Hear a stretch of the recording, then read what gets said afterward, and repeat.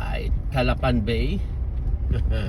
Exit na kami ng Calapan Port.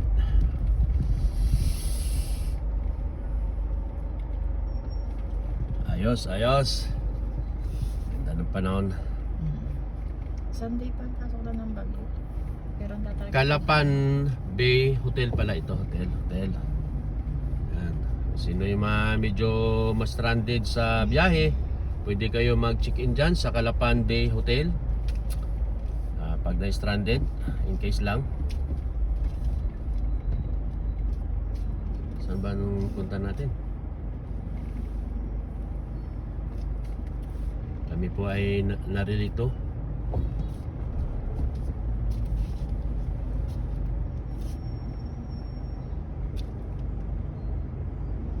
Kami ay nalilito, nagbabanat ng buto.